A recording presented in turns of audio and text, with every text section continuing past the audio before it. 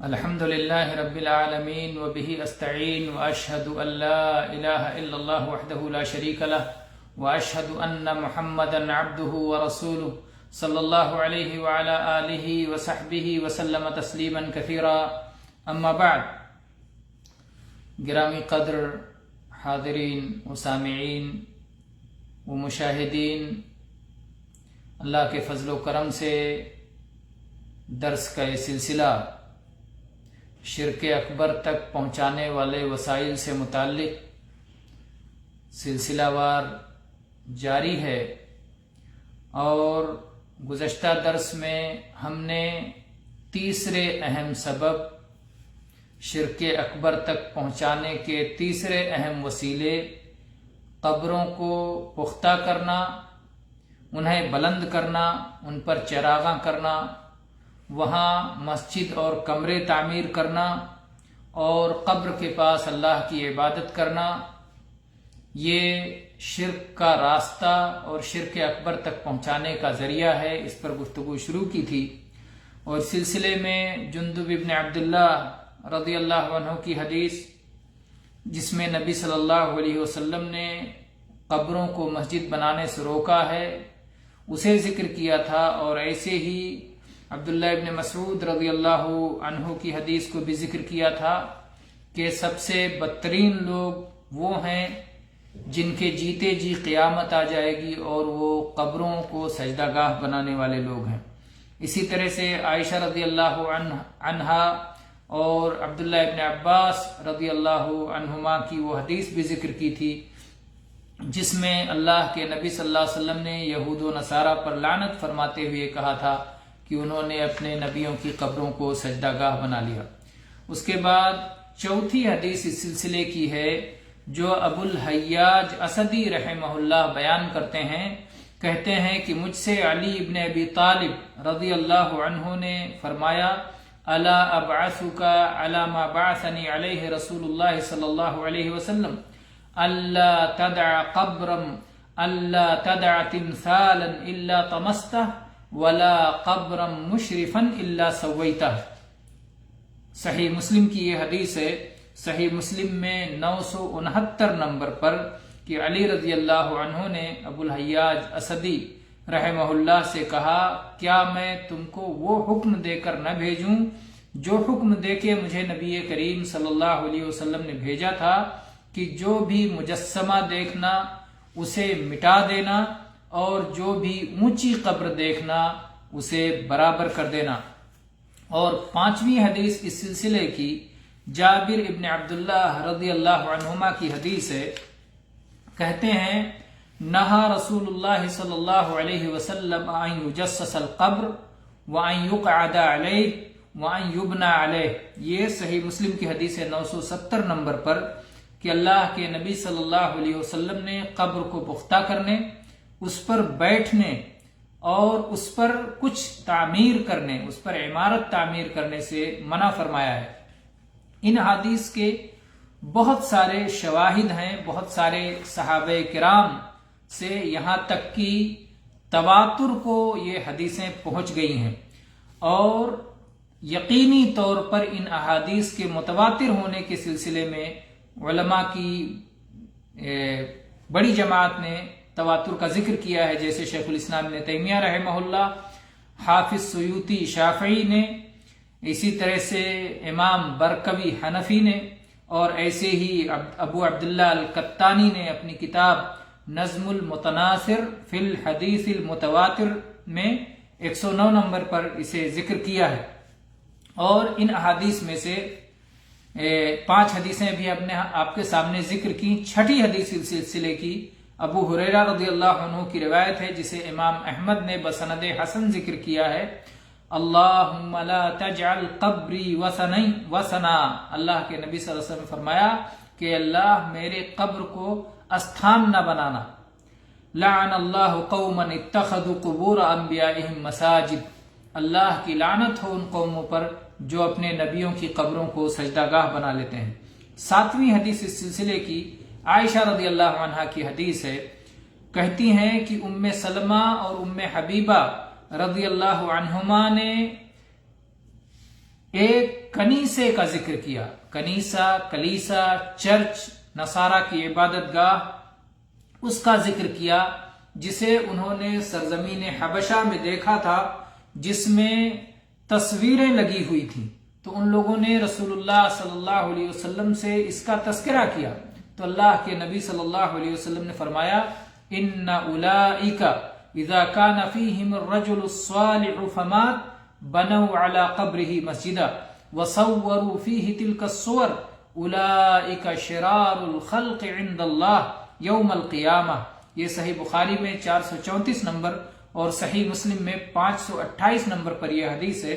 اللہ کے نبی نے فرمایا کہ ان لوگوں کا معاملہ یہ تھا، اہل کلیسا کا، کہ ان کا جب کوئی نیک آدمی مر جاتا تو وہ اس کی قبر پر مسجد تعمیر کر لیتے، اس کی قبر کو سجدہ گاہ بنا لیتے.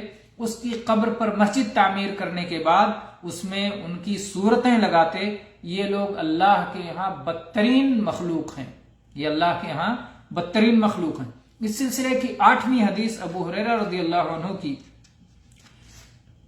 کہ نبی صلی اللہ علیہ وسلم نے فرمایا قاتل اللہ الیہود اتخذوا قبور انبیائہم مساجد.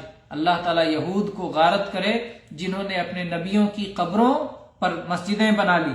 یہ صحیح بخاری میں 437 نمبر اور صحیح مسلم میں 530 نمبر پر موجود ہے.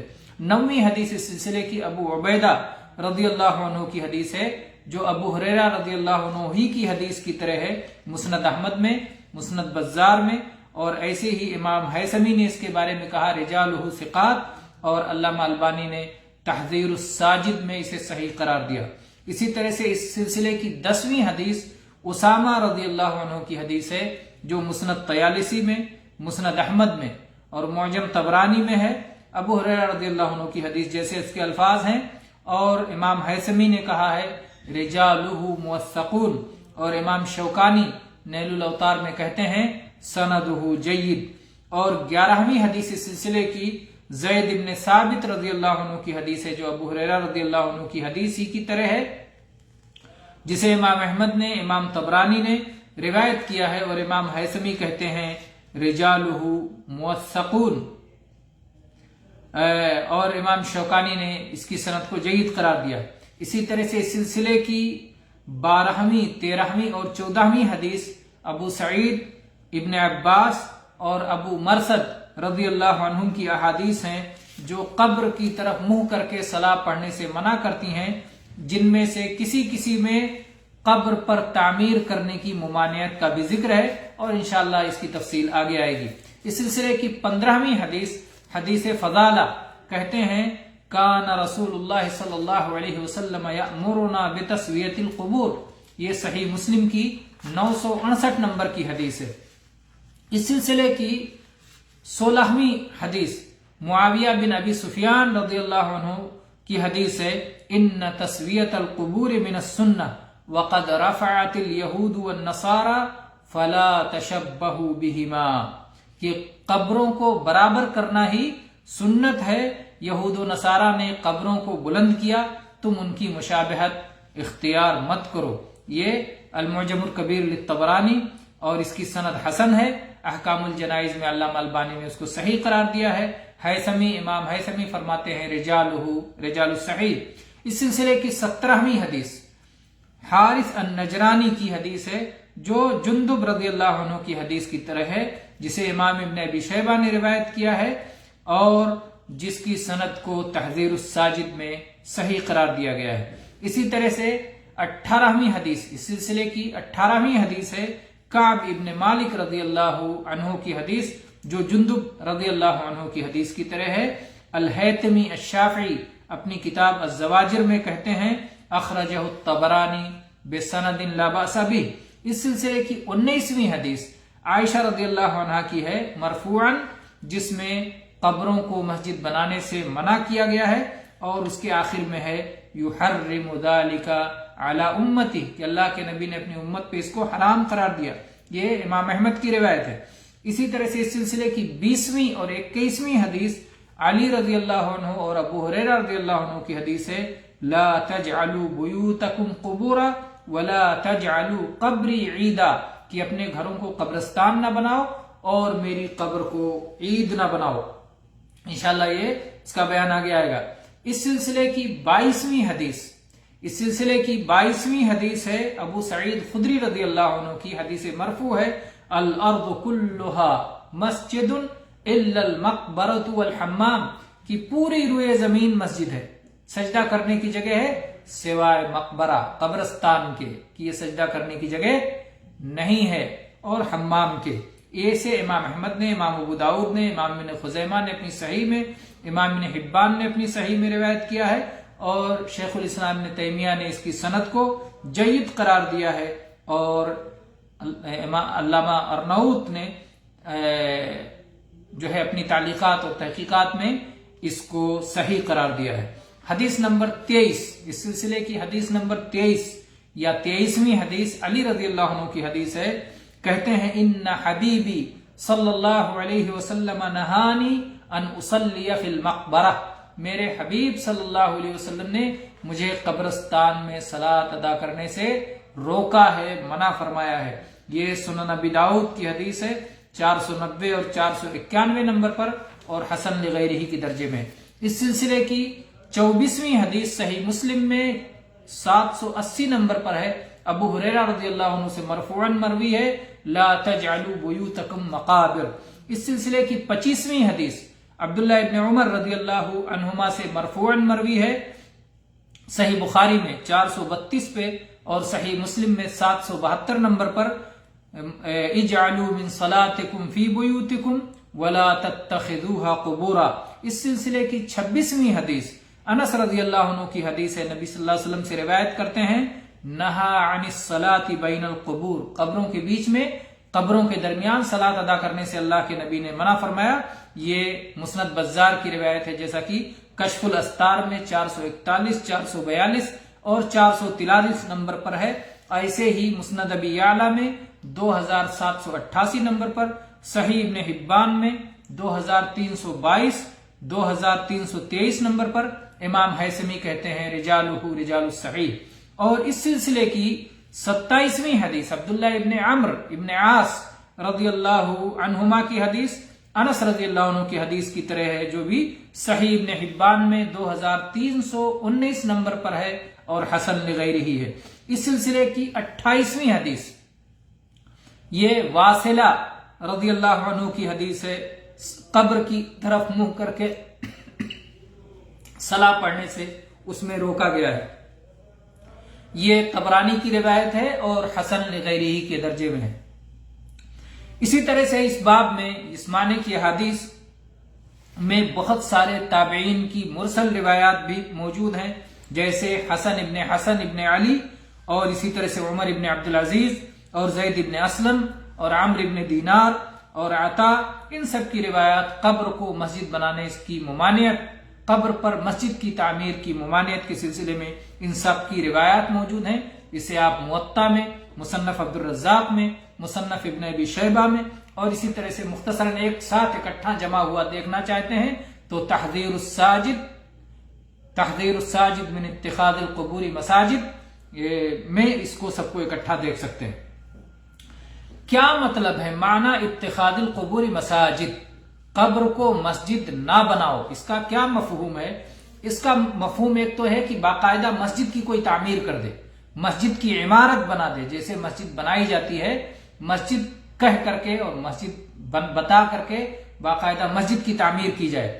اور اس کا دوسرا مفہوم یہ بھی ہے کہ وہاں پر آدمی صلاۃ ادا کرے، مسجد تو نہ بنائے لیکن جو کام مسجد میں کیا جاتا ہے، یعنی مسجد میں صلاۃ ادا کی جاتی ہے، تو اب اگر کوئی جا کر کے قبر پہ صلاۃ ادا کرے تو وہ بھی قبر کو مسجد بنانا ہو گیا، اگرچہ قبر پہ کسی قسم کی تعمیر نہ ہو، اگرچہ کہ وہاں کوئی دیوار، کوئی کھمبا، کوئی چھت نہ ہو، لیکن مسجد پر قبر پر سجدہ کرنا اسے مسجد بنانے کے برابر ہے۔ یا اسی طرح سے سجدہ جو صلاۃ کا سب سے اہم رکن ہے اور اللہ تعالیٰ کو سب سے اہم عمل، سب سے زیادہ پیارا عمل سجدہ ہے، سجدے کی حالت میں بندہ اللہ تعالیٰ سے سب سے زیادہ قریب ہوتا ہے۔ اگر کوئی شخص قبر پر سجدہ کر رہا ہے تو وہ بھی قبر کو مسجد بنا رہا ہے، سجدے کا مقام بنا رہا ہے۔ اسی طرح سے اگر کوئی شخص ڈائریکٹ قبر پہ تو سجدہ نہیں کر رہا ہے، لیکن قبر کی طرف منہ کر کے صلاۃ پڑھ رہا ہے، قبر کو اپنے قبلہ کی جانب کر کے، قبر کی طرف رخ کر کے قیام کرتا ہے، رکوع کرتا ہے، سجدہ کرتا ہے، اسے اپنی قبلہ سمت میں رکھ کر کے صلاۃ ادا کرتا ہے، تو اسے بھی کہا جائے گا کہ اس نے قبر کو مسجد بنا لیا، قبر کو سجدہ گاہ بنا لیا۔ اسی طرح سے باقاعدہ کوئی شخص صلاۃ ادا کرنے کے لیے یا قبر پر دعا کرنے کے لیے یا کوئی مخصوص ذکر، کوئی مخصوص وظیفہ، کوئی مخصوص ورد پڑھنے کے لیے اگر کوئی شخص قبرستان میں جاتا ہے یا کسی مخصوص قبر پہ جاتا ہے کہ وہاں اس قبر پہ پہنچ کے میں یہ دعا پڑھوں گا، تو یہ بھی قبر کو مسجد بنانے میں شامل ہے۔ ان ساری باتوں کو بہت سارے اہل علم نے ذکر کیا ہے۔ اس سلسلے میں آپ مصنف عبدالرزاق دیکھیں، ایسے ہی کتاب الام امام شافعی کی دیکھیں، اور ایسے ہی اقتضاء الصراط المستقیم امام ابن تیمیہ کی دیکھیں، اور ایسے ہی حافظ ابن حجر رحمہ اللہ کی کتاب فتح الباری دیکھیں، اور ایسے ہی کتاب آپ دیکھیں الامر بالاتباع، اور ایسے ہی آپ دیکھیں الزواجر، اور ایسے ہی آپ دیکھیں سبل السلام امام صنعانی کی، اور ایسے ہی آپ دیکھیں معارج الالباب للنعمی الیمانی، اور ایسے ہی آپ اس کو دیکھ سکتے ہیں القول المفید جو کتاب التوحید کی شرح ہے، باب ما جاء فی التغلیظ فی من عبد اللہ عند قبر۔ اور اس معنی کی تائید یعنی قبر کو مسجد بنانے کا معنی یہ ہے کہ آدمی قبر پر سجدہ کرے، قبر پہ مسجد کی تعمیر کا مفہوم یہ ہے کہ آدمی قبر کو سجدہ کرے۔ اس مفہوم کی تائید اس حدیث سے ہوتی ہے جو صحیح بخاری میں 335 نمبر پر اور صحیح مسلم میں 521 نمبر پر مروی ہے۔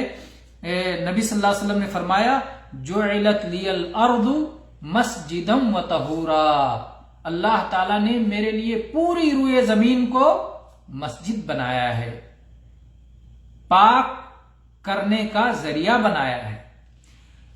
فَأَيُّمَا رَجُلٍ مِّنْ أُمَّتِي أَدْرَكَتْهُ الصَّلَاةُ فَلْيُصَلِّ، میری امت کے کسی فرد کو، جس فرد کو جس مقام پہ صلاۃ کا وقت مل جائے وہیں وہ صلاۃ ادا کر لے۔ تو اللہ کے نبی صلی اللہ علیہ وسلم نے کیا فرمایا؟ پوری روئے زمین کو اللہ نے مسجد بنا دیا، لیکن کیا ہر جگہ پر مسجد کی عمارت بنی ہوئی ہے، ستون بنے ہوئے ہیں، دیواریں بنی ہوئی ہیں، محراب بنا ہوا ہے، مینار بنا ہوا ہے؟ نہیں، اللہ نے پوری روئے زمین کو مسجد بنا دیا، یعنی سجدہ کرنے کی اجازت دے دی۔ تو گویا جہاں سجدہ کیا جائے وہ مسجد ہے، ہر وہ مقام جہاں سجدہ کیا جائے وہ مسجد ہے۔ تو اگر کوئی شخص قبر پہ سجدہ کر رہا ہے تو قبر کو مسجد بنا رہا ہے، قبر پہ مسجد بنا رہا ہے، یا آپ کہیں کہ قبر کو ہی اس نے مسجد بنا لیا ہے۔ تو اس حدیث سے یہ معنی بہت آسانی سے نکلتا ہے۔